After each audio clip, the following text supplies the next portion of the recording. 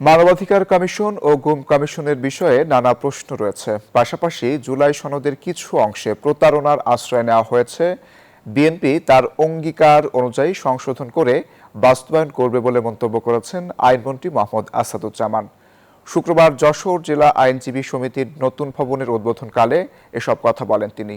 আইনমন্ত্রী বলেন, দেশে স্বাধীন বিচার ব্যবস্থা থাকলেও সুপ্রিম কোর্ট স্বকীয়তা বজায় রাখতে ব্যর্থ হয়েছে।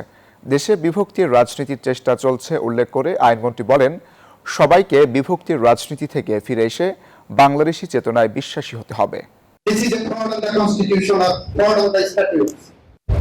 তিন নম্বর প্রশ্ন বিএনপি বলছে আমি হুবহু মানবো, 4 নম্বর প্রশ্ন বিএনপি বলছে হুবহু মানবো, 4টা প্রশ্নের 3.5টা প্রশ্ন আমরা হুবহু মানছি গণভোটে, আর অর্ধেক প্রশ্ন যেটা গণভোট অধ্যাদেশের মধ্যে বা জুলাই সনদ বাস্তবায়ন আদেশের মধ্যে প্রতারণামূলক ভাবে ঢুকানো হয়েছে, সেইটাকে আমরা বলছি আমরা সংবিধানের এবং জুলাই সনদে যেভাবে আছে আমরা ওইভাবে মানব অক্ষরে অক্ষরে।